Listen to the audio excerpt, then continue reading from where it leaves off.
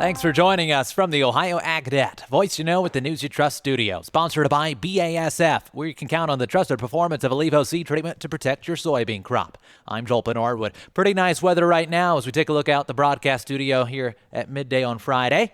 It looks like it's going to stay just about the same thing for a week or so. The big news that came out yesterday, Treasury Secretary Scott Bessent announced that China has agreed to buy 12 million metric tons of soybeans this year. He's also told news outlets that China will buy a minimum of 25 million tons annually for the following 3 years. The Ohio Soybean Association said in a statement that they welcome the announcement.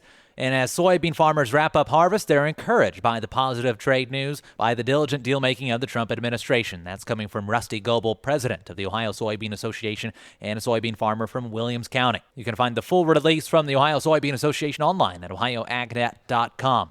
Well, we continue our coverage of the 2025 National FFA Convention that's going on right now in Indianapolis. Ohioans, as is usual, doing well on the national stage, and our coverage brought to you by Wilmington College. More information at wilmington.edu. The Marysville FFA chapter national finalists in the Premier Chapter Strengthening Agriculture Award. We talked with Brandon Fan and Natalie Williams, that chapter's president and vice president, respectively, about the competition. Okay, so our event is in the category of agricultural literacy. It's called Ag in the Lunch Bag. It's where we collected grocery bags from Kroger and went to second grade classrooms reading them a book about where their food comes from. And we had them draw what they thought agriculture meant after reading the book on those bags, and we distributed at Kroger to the community. Cool. What were some lessons that you guys learned through that? I think we learned a lot of patience with the 7-year-olds. Trying to keep them on task is definitely a task in itself. But to get them, to really pay attention to what we were saying and appreciate what we were saying was a challenge. But I think a lot of them did by the end. They understood, how what we're talking about really does impact them, even in their little second grader lives. And also there yesterday, Secretary of Agriculture Brooke Rollins spoke to FFA members. After her comments, she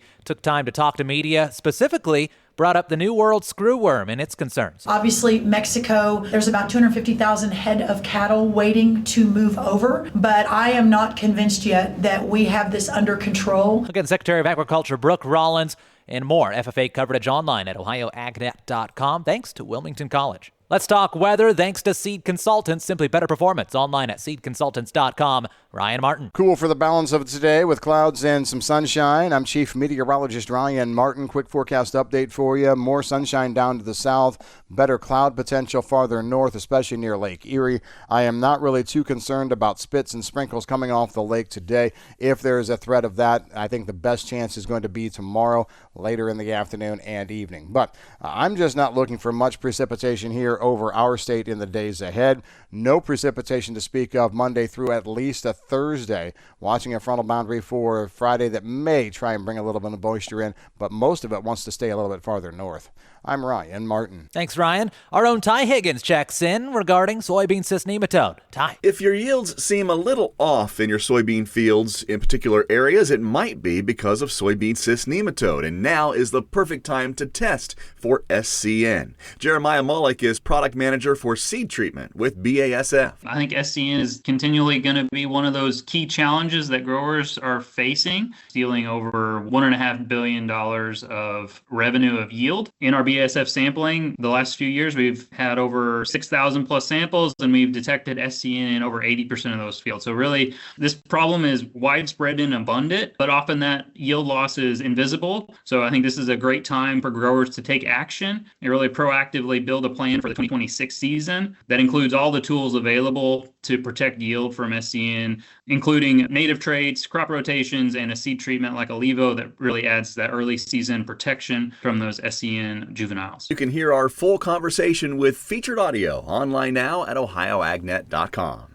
I'm Ty Higgins reporting. Thanks, Ty. Let's take a look at the markets coming up next on the Ohio AgNet.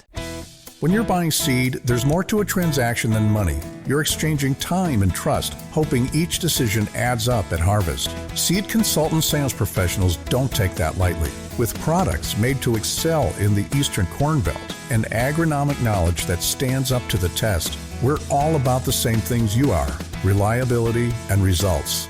Buy into a better seed experience. Visit seedconsultants.com to view our corn and soybean lineup.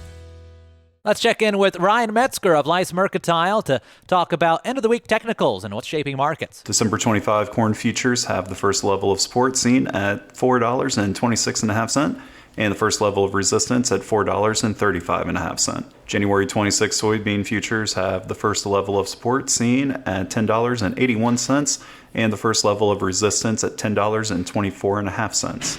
and the first level of resistance at $5.33. Please visit our website at licemercantile.com to learn more about our crop insurance services, grain marketing program, and brokerage services. Thank you, Ryan. Market numbers in Chicago right now. December new crop corn off 1 3/4 to 428.5. March corn off 2 cents to 441 3/4. New crop soybeans falling 1.5 cents to 10.89 3/4, while January beans 11.04 1/4 down 3.5, and next July wheat 5.59 3/4 down 3 1/4. Markets brought to you by Seed Consultants. Simply better performance. Online at seedconsultants.com. October live cattle up $1.23 to $236.50 per hundredweight. December lean hogs up 65 cents to a price of $81.48. And milk trending down today. This is the Ohio Ag Net.